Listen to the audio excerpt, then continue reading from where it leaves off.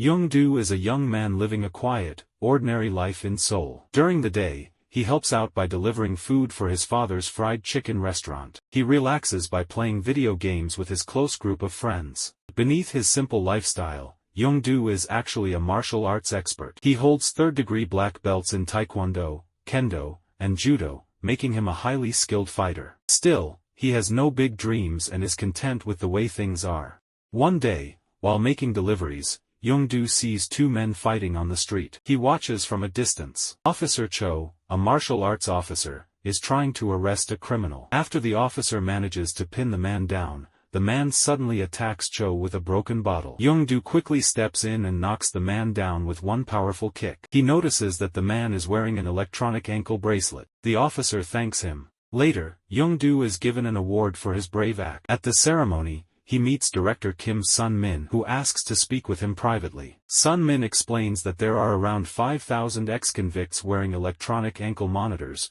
most of them who were involved in violent crimes. These devices are used to track their movements after they're released from prison. Sun-min's team, made up of probation officers, monitors the bracelets 24/7 using GPS. Each team also works with a martial arts officer, whose job is to step in if a situation turns violent. Impressed by Yongdu's martial arts background, Sun-min offers him a temporary position as a martial arts officer for 5 weeks, just until Officer Cho recovers. Yongdu is unsure and says he doesn't think he's the right person for the job. He also says he prefers doing things that make him happy. Sun-min replies that the job can be meaningful and even enjoyable. Later, Yongdu meets his friends over pizza to ask for their opinion. They support him and believe he's a great fit for the role. He also talks to his father, who encourages him to take the opportunity and assures Yongdu that he can handle the restaurant on his own. With their support, Yongdu decides to accept the offer and heads to the office. At the office, Sun-min introduces Yongdu to the team. One colleague teaches him how to use the computer system to track the ex-convicts. With a simple click, he can see each offender's personal file. When an icon turns yellow, it means the ankle monitor needs charging, and the officers must call the offender. If the person ignores the call or refuses to follow instructions, the team will visit them in person. At first, Yongdu finds the job boring.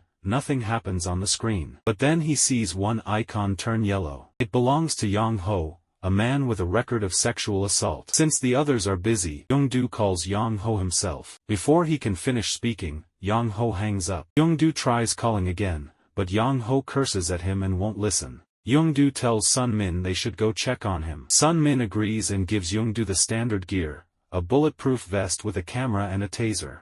When they reach Yang Ho's apartment, Yongdu notices that the security grill has been removed, making it easy for someone to escape through the window. He tells Sun-min he'll wait at the back, just in case. Sun-min knocks on the front door. Inside, Yang Ho is in the middle of assaulting a woman. When the woman screams, Sun-min bangs on the door even harder. Feeling cornered, Yang Ho grabs a knife and yells threats. The woman manages to unlock the door and Yang Ho jumps out the window, only to find Yongdu waiting. Yang Ho tries to stab him, but Yongdu kicks him down and uses the taser. Sun-min arrives and is relieved to see Yongdu has safely taken control of the situation.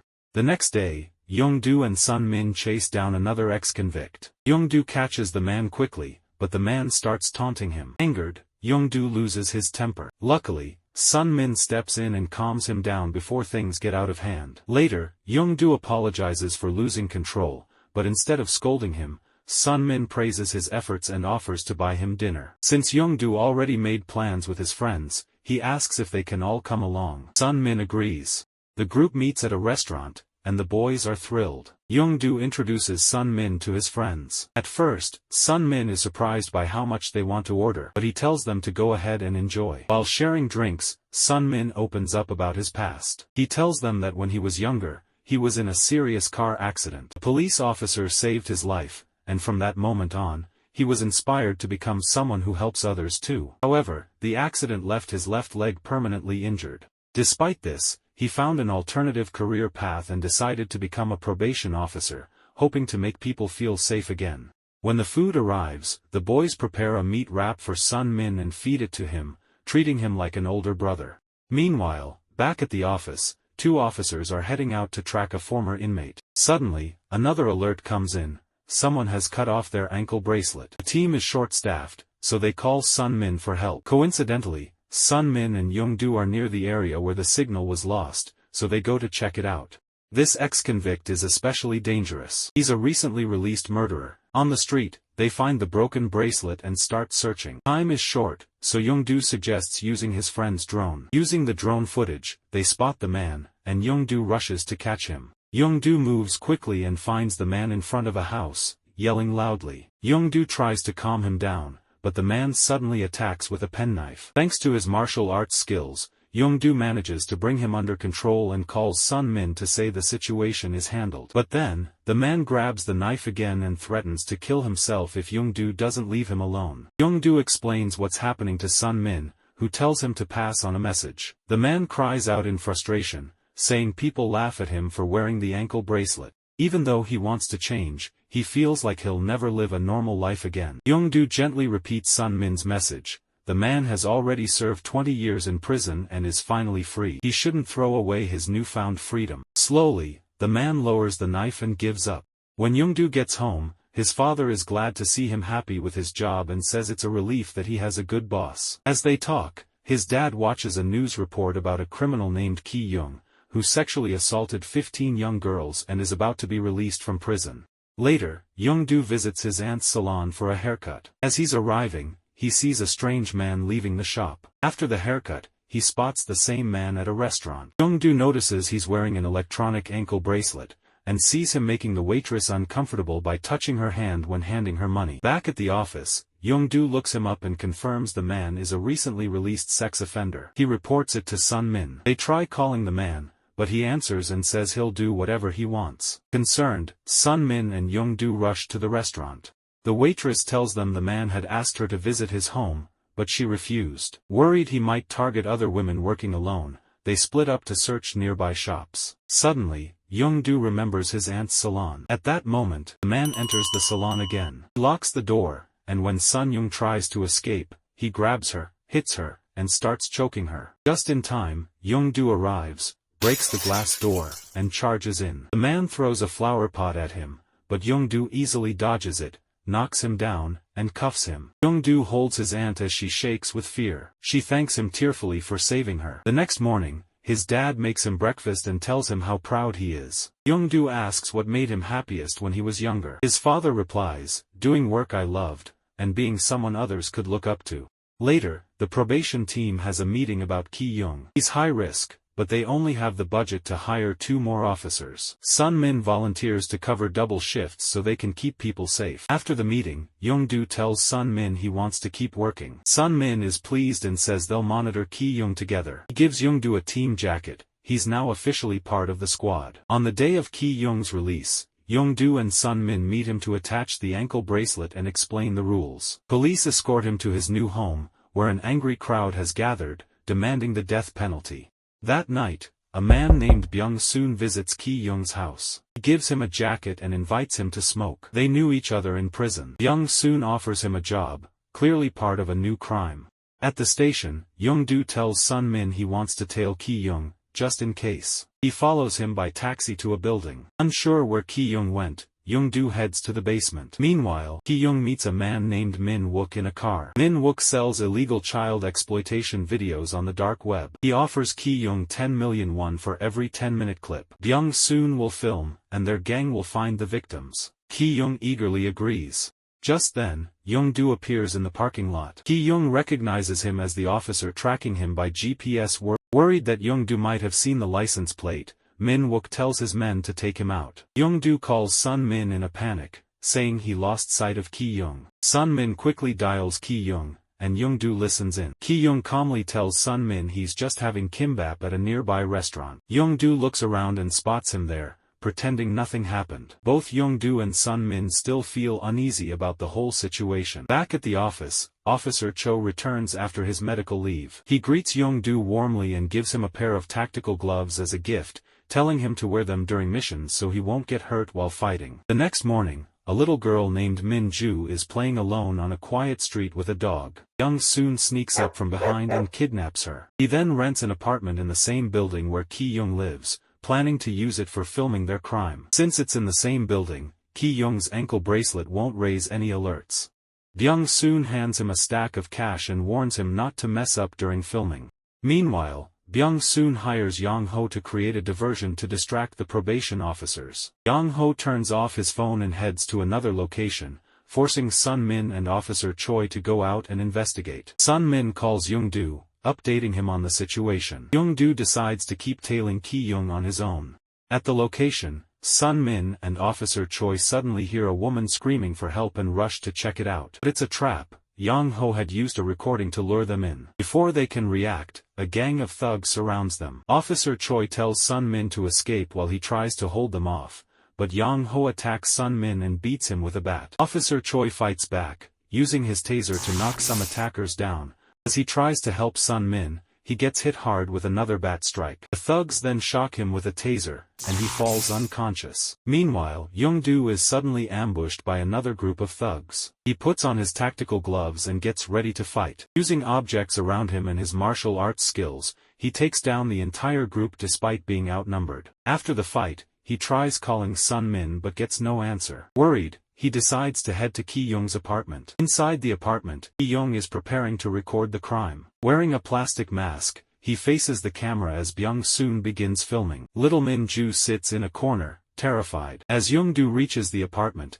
he sees the same umbrella Ki-young had earlier and hears faint cries. He knocks hard on the door, interrupting the filming. In a panic, he rushes to the back of the apartment, spots an iron grill, and with all his strength pulls it off. He asks a nearby resident to call the police. Yongdu climbs in through the window, but Ki-young attacks him immediately. They fight fiercely, and Yongdu manages to kick Ki-young down. Suddenly, Byung-soon stabs him in the side with a knife. Even while wounded, Yongdu punches Byung-soon to the ground and keeps fighting Ki-young. Ki-young targets Yongdu's injury, punching and choking him. With a final burst of strength, Yongdu breaks free and knocks Ki-young out.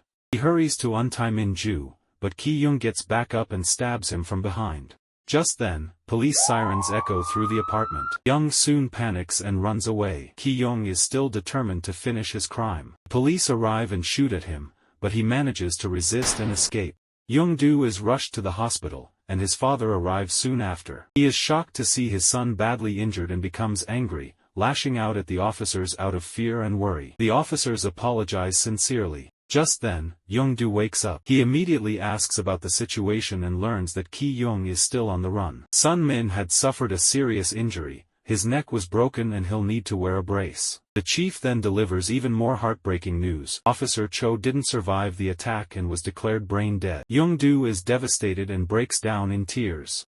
The team attends Officer Cho's funeral to pay their final respects. During the ceremony, Yongdu is given an award for his bravery. Min-ju's mother approaches him and thanks him tearfully for saving her daughter. She also gives him a letter written by Min-ju. In the letter, Min-ju says thank you for showing up when she needed help and says she's grateful she can still see her parents because of him, but also saddened to hear that Min-ju is still deeply traumatized by what happened. Later, Yongdu and his friends visit Sun Min in his hospital room. He's still upset that Ki-young hasn't been caught and worries about the safety of other children. But Sun Min gently tells him to focus on healing and let the police handle the rest. As they leave the room, Yongdu tells his friends they have to do something to help. He recalls a suspicious car he saw the day before and decides to track it down. The group buys protective gear and equipment and manages to trace the car to an apartment owned by a man named Min Wook. They force open the door, which sets off an alarm, and quickly hide in the stairwell. Moments later, Min Wook steps out to check, and Yongdu and his friends seize the chance. They rush in, tie him up, and access his computer. What they find shocks and horrifies them. Hundreds of videos showing children being sexually abused. Enraged, they beat Min Wook and demand to know where Ki-young is hiding. Min Wook refuses to give any information and keeps mocking Yongdu. Frustrated, Yongdu loses his temper and hurts Min Wook's eye. They warn him that he could lose his eyesight without quick medical treatment. Scared, Min Wook finally gives in. He reveals that Ki-young has been using his debit card, and there are text messages on his phone showing where Ki-young used it. Yongdu gets furious when he finds out that Ki-young made another child exploitation video after being released. Yongdu and his friends mark the locations Ki-young visited and reach out to the police. Since all the places are close together, they decide to track Ki-young down themselves. When Yongdu's dad hears about their plan, he gets worried and tries to stop him. But Yongdu calmly tells his father about Min-ju and says he wants to protect others in the community. His father, though still concerned, lets him go. When they reach the area, Yongdu puts on his tactical gloves, ready to face Ki-young. One friend controls the drone while the rest split up to search. Eventually, one of them finds a pile of takeout containers and several men's shoes outside a motel. Yongdu shows up, heads inside, and confirms that Ki-young is there. Not wanting his friends to get hurt, he tells them to go back to the car. He walks into the motel and calls out for Ki-young. Suddenly, gangsters come out with weapons, but Yongdu takes them down quickly. Byung soon stabs him, but luckily, Yongdu is wearing a protective vest and isn't harmed. While he's still fighting off the thugs, Ki-young tries to escape. His friends use the drone to follow him as Yongdu continues battling the gangsters, using his martial arts and even the sauces around the motel to fight them off. Following the drone's signal, Yongdu finds Ki-young near a butcher shop. The two begin a fierce fight, crashing into the shop. Ki-young grabs a cleaver and tries to slash Yongdu, who narrowly avoids getting hit. Then Ki-young grabs another knife and stabs Yongdu in the arm, punches Yongdu over and over. Seeing this, his friends use the drone again, flying it into Ki-young and injuring his eye. This gives Yongdu enough time to get up. With a burst of strength, he delivers several strong punches and a final kick, knocking Ki-young out. He handcuffs him, finally bringing him down. Yongdu breathes a sigh of relief. Ki-young is caught at last. At a special ceremony, Yongdu and his three friends receive a bravery award from the president. Yongdu's father and son Min proudly watch from the crowd. Min-ju arrives with her mother and gives Yongdu a bouquet of flowers to thank him. She looks up at him and says, "You're my hero." Hearing those words fills Yongdu's heart with happiness. Yongdu continues working as a martial arts officer and partners with son Min together. They become the perfect team, brave and determined to make their world a little safer every day.